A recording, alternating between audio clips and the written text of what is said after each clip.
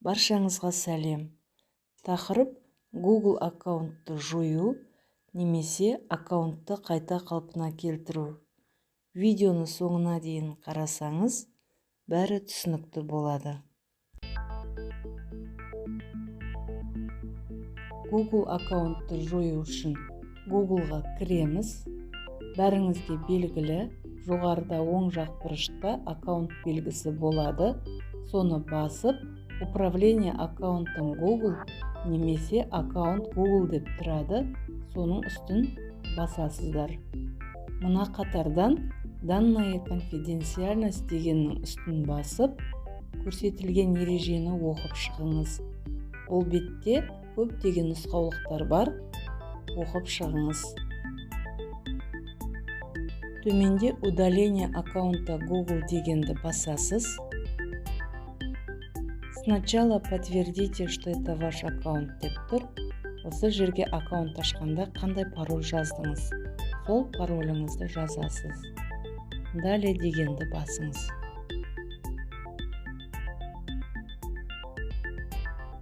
Бұл бетте аккаунтты жоюдан бұрын маңызды ақпараттарды оқып шығыңыз дейді.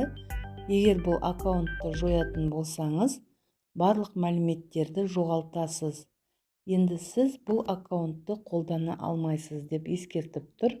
Осы аккаунтпен бірге ашылған электронный поштаңыз, YouTube каналыңыз, тағы басқа да мәліметтер жойылатыны ескертілген. Оқып танысып шығып, егерде аккаунтыңызды жою қажет болса, төмендегі «Я соглашаюсь» дегенмен «Да, я хочу навсегда удалить этот аккаунт Google и все хранящиеся в нем данные» дегенге галочка белгілеп, удалить аккаунт дегенді басыңыз. Сіздің Google аккаунтыңыз және ондағы барлық мәліметтер жойылды деп тұр. Осылай Google аккаунтты өшіре аласыздар.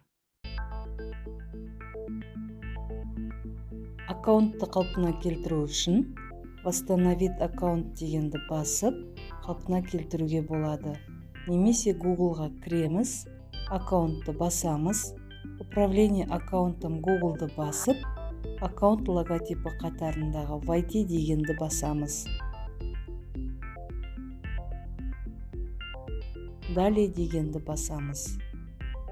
Далее дегенді басамыз. Аккаунт жойылған, қалпына келтіру үшін «Далее» дегенді басыңыз деп тұр. Бұл жерге аккаунт ашқанда қандай пароль жаздыңыз, сол парольді жазасыз.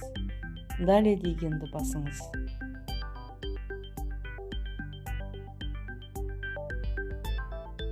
Аккаунт қайта қалпына келді. Осылай өшіріп алған аккаунтыңызды қайта қалпына келтіруге болады. Ескеретін жағдай, пароліңізді ұмытып қалмау керек. Видео пайдалы болса, лайк басып, пікір қалдыруды ұмытпаңыздар.